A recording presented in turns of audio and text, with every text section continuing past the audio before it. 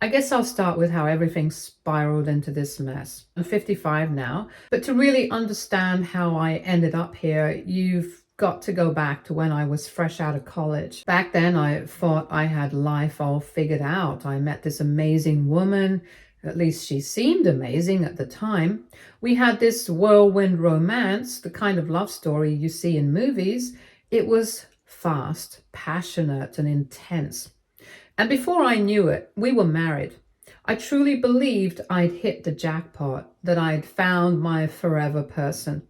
For a while, things were good, really good actually. A couple of years into our marriage, we had our son, Eddie, and it felt like everything was falling into place. I had a steady job.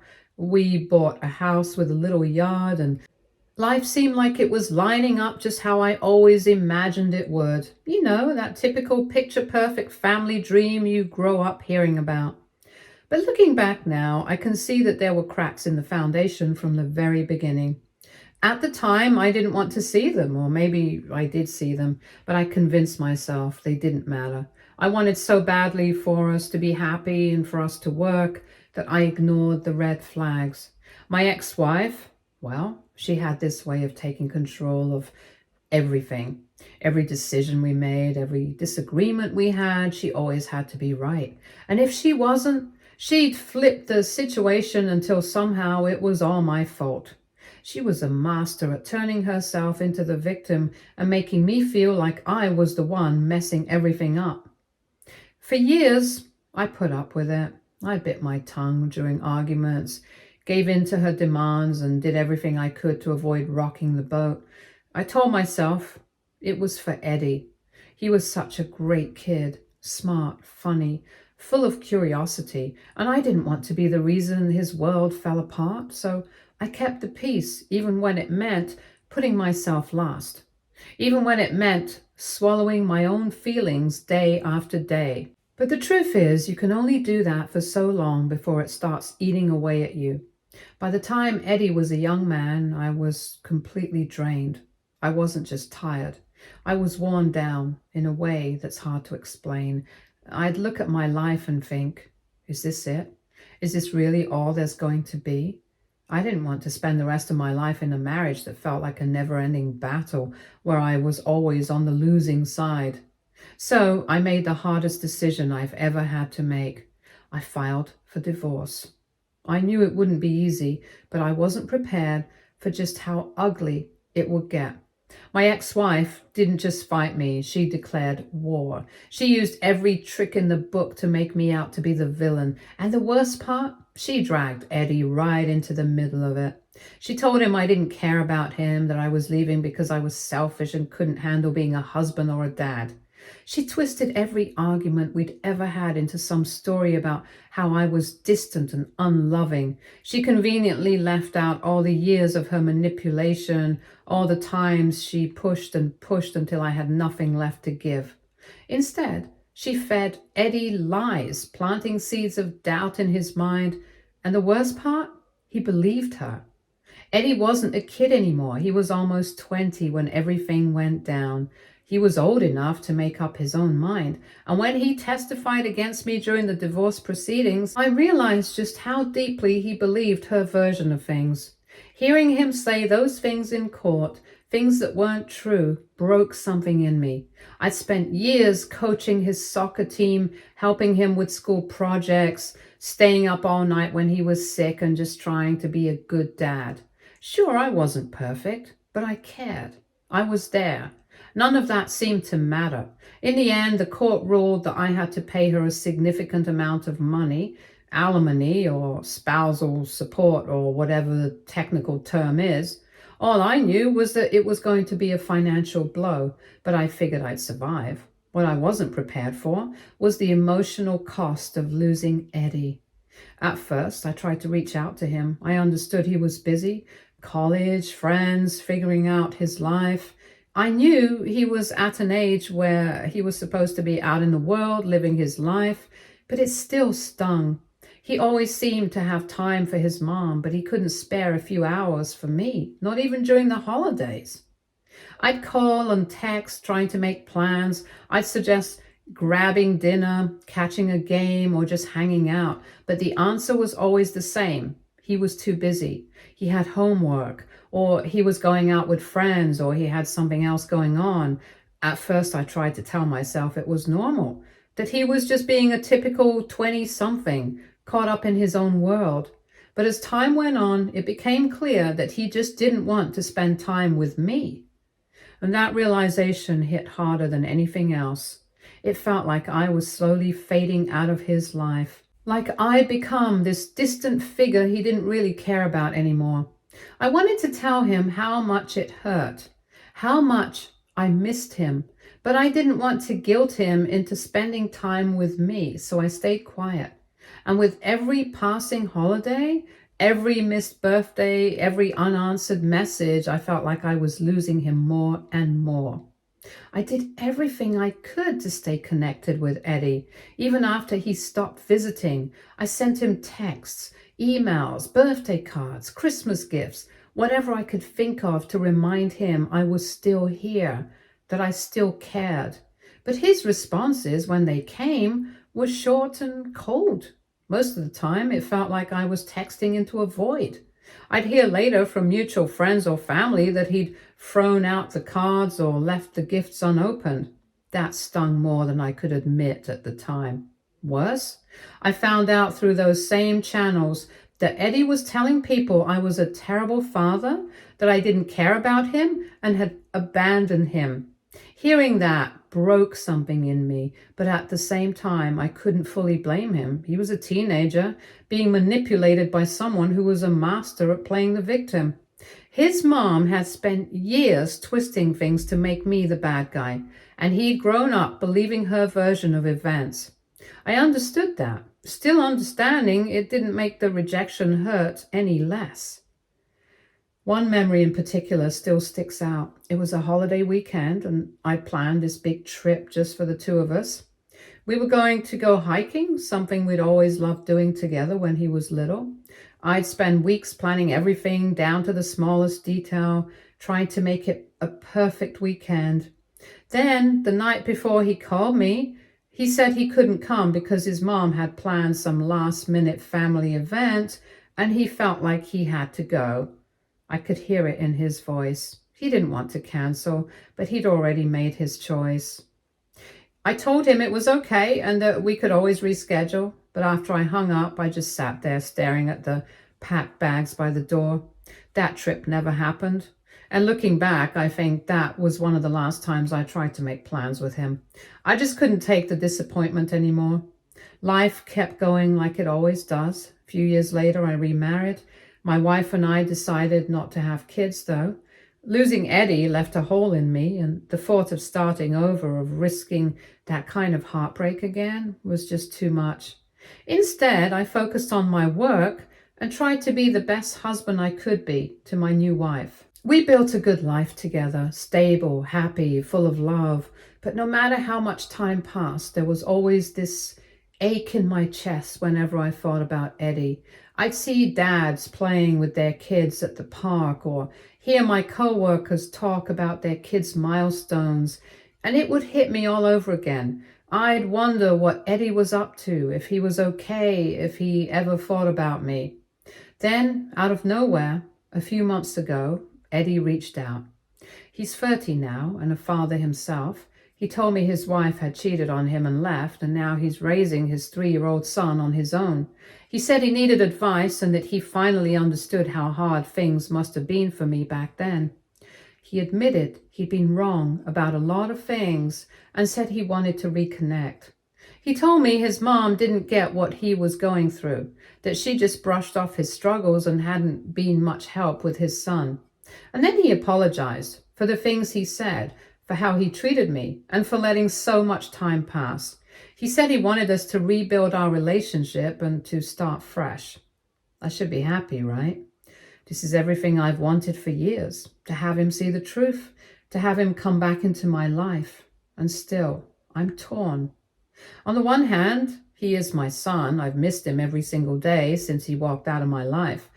I want to know him again, to meet my grandson, To make up for the lost time, part of me wants to jump at the chance and hold on tight just in case he changes his mind.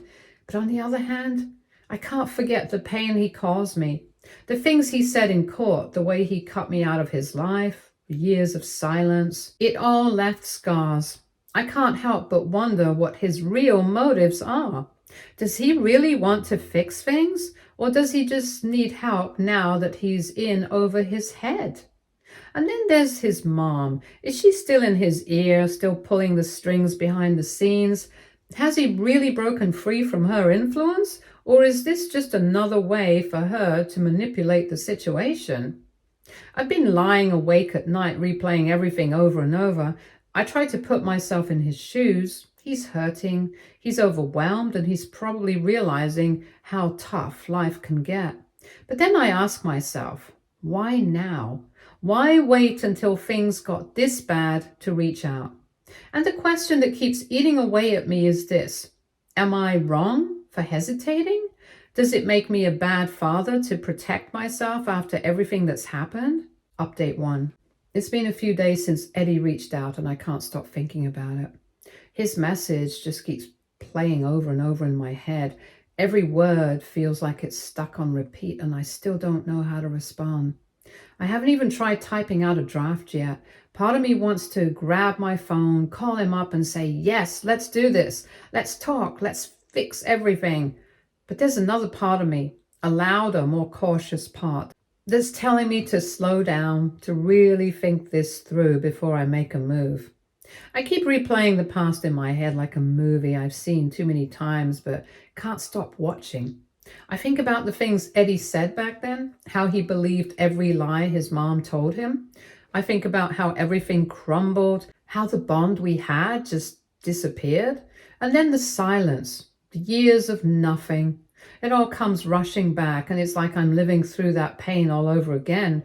I want to believe this could be the start of something good, but I can't ignore how much it hurt to lose him in the first place. The truth is, I'm scared. Scared of getting my hopes up, scared of opening up those old wounds, putting myself out there only for it to fall apart all over again. I want to believe Eddie reaching out is a step forward, but there's this nagging voice in the back of my mind asking, what if it's not? What if this is just another way for things to go wrong? I talked to a close friend about it and they've been with me through everything, through the divorce, custody battle, and all the years of silence. They know the whole story, start to finish. When I told them about Eddie's message, they listened and said I should take it slow. Their advice was to meet with Eddie in person, face to face, and have an honest conversation. They said seeing him in person would help me figure out what he's really looking for. Is he reaching out because he truly wants to fix things? Or is he just feeling overwhelmed now that he's in a tough spot and needs someone to bail him out? I think they're right. Sitting down with Eddie in person could give me the clarity I need. But even that idea feels like a huge step. What if it doesn't go well? What if I walk away from that conversation feeling even worse than I do now? I've been through so much with Eddie and I don't know if I could handle another heartbreak.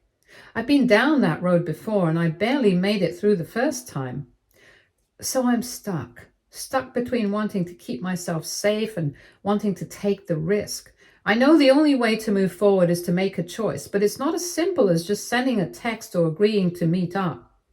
This is years of hurt, years of love, and years of longing all wrapped up in one moment, and I just don't know what to do with it. Lately, I've been thinking a lot about what Eddie's going through. I don't know the full details of his situation, but I know his divorce was messy.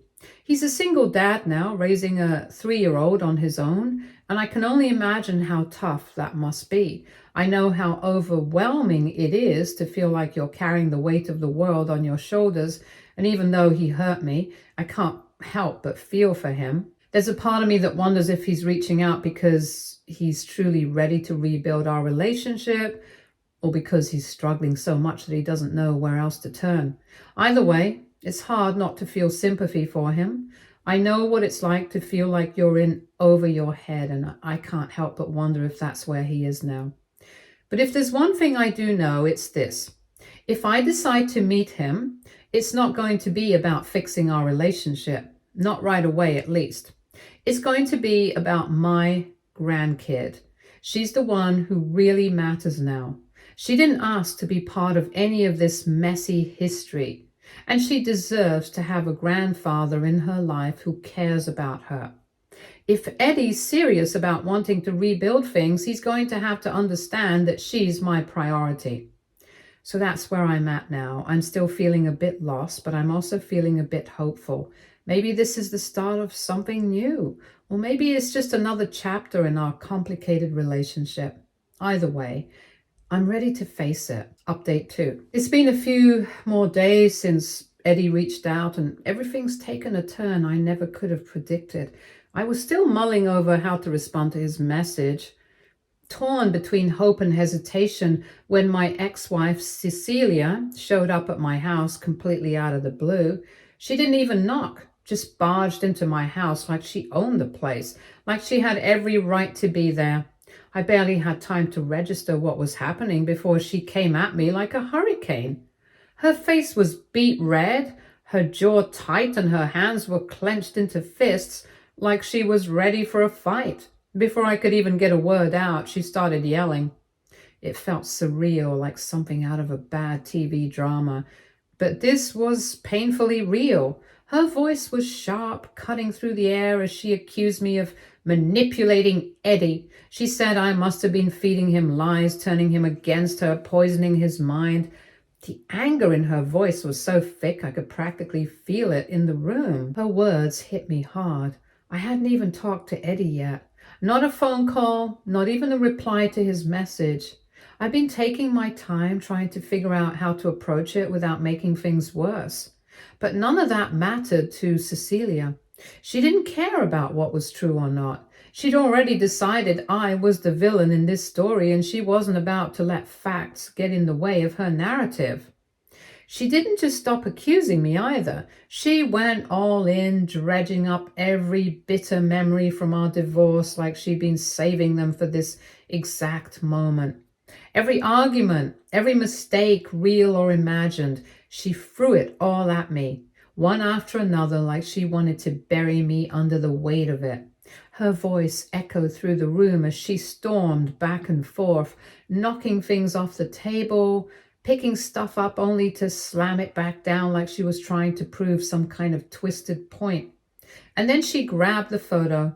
It was a framed picture sitting on the mantle, one of my favorites.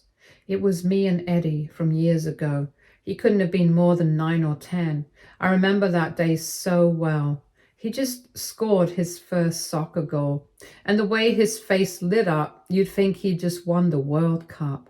I love that photo because it reminded me of a time when things weren't so messy, when life felt simple and good.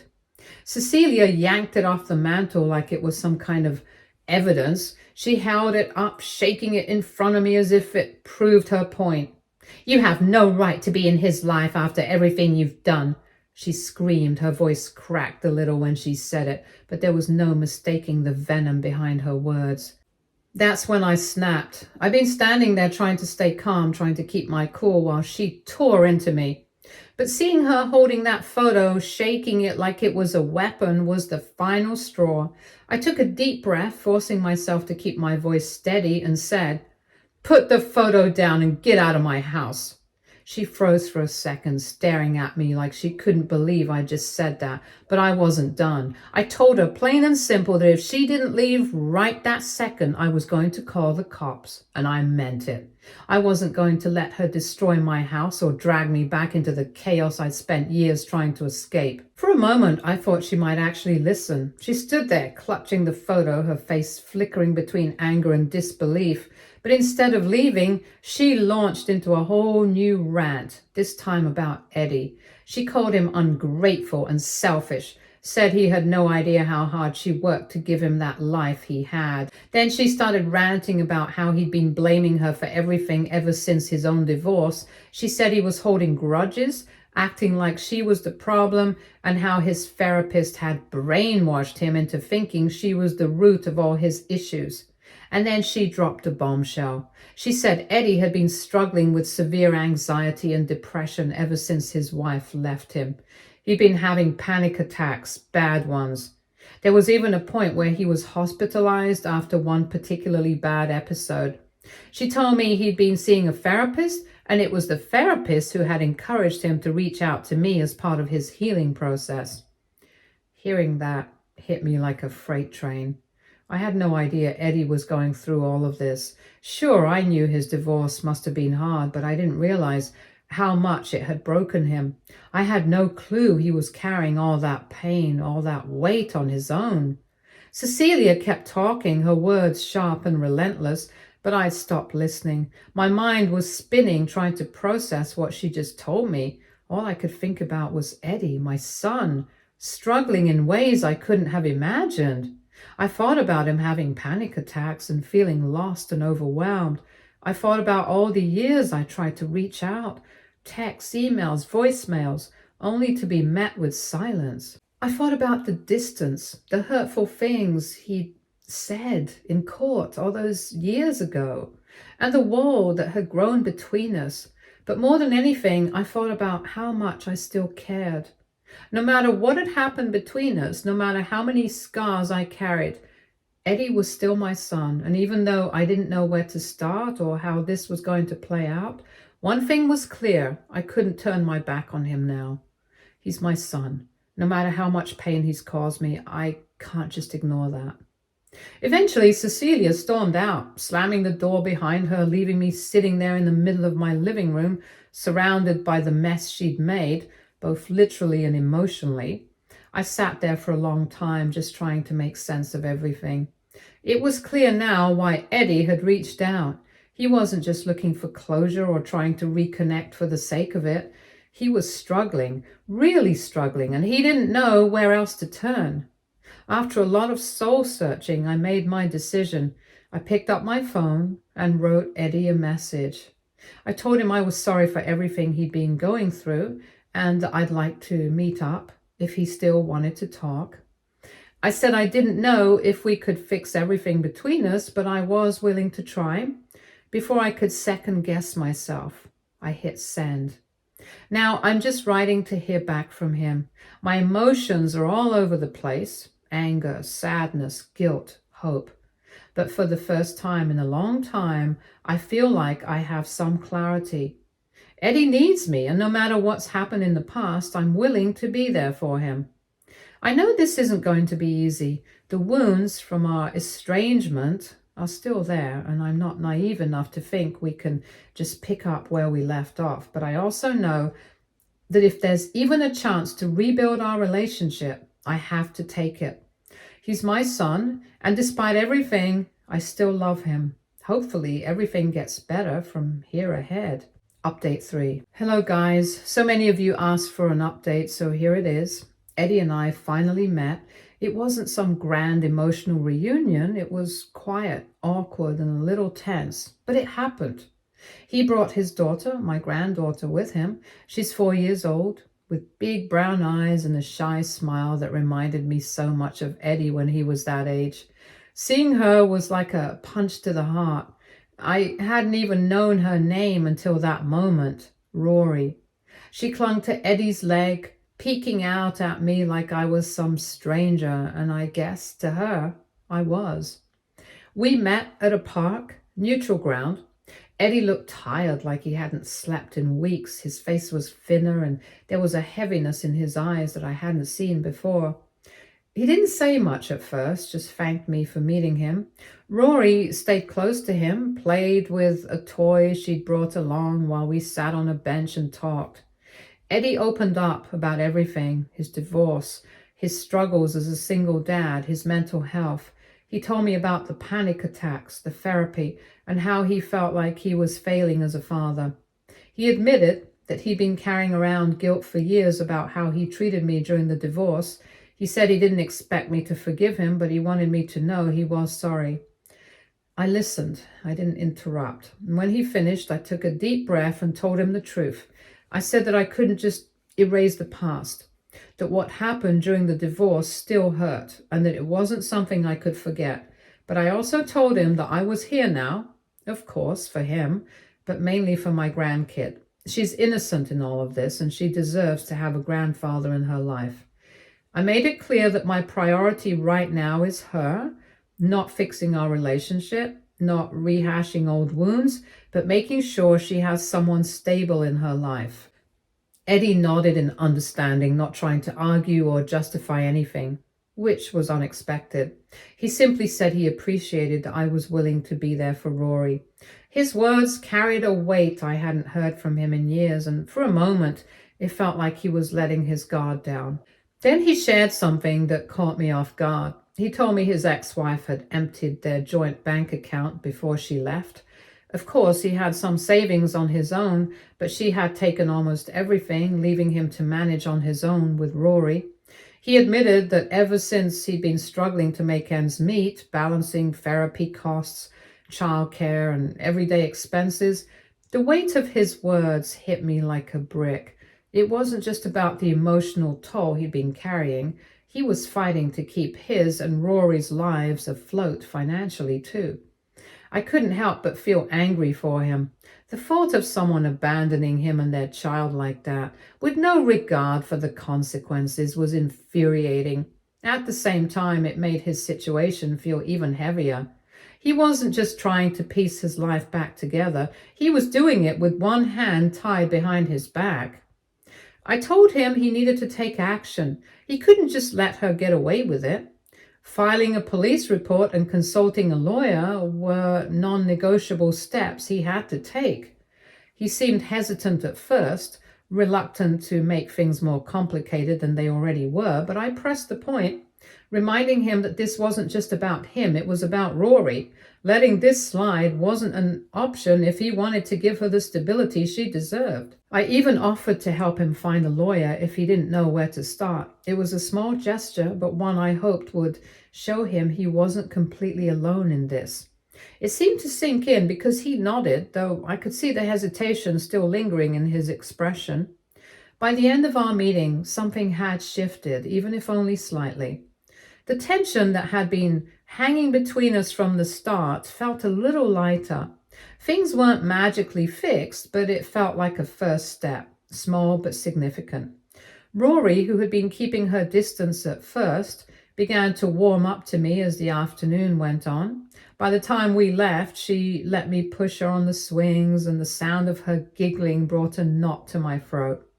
I don't know what the future holds for us. Eddie and I have a long road ahead if we're going to rebuild any kind of relationship, and I'm not naive enough to think it'll be easy. The past still hurts, and it always will. But Rory, she's innocent in all of this. She deserves to have someone who will be there for her no matter what, and I want to be that person for her. This might not be the fresh start I imagined, but it's something. And for the first time in a long time, I feel like I'm ready to move forward. For Rory, for Eddie, and maybe in some way for myself too. Whatever this journey looks like, I'm ready to face it. Stay tuned for more stories from Our Girl Relationships.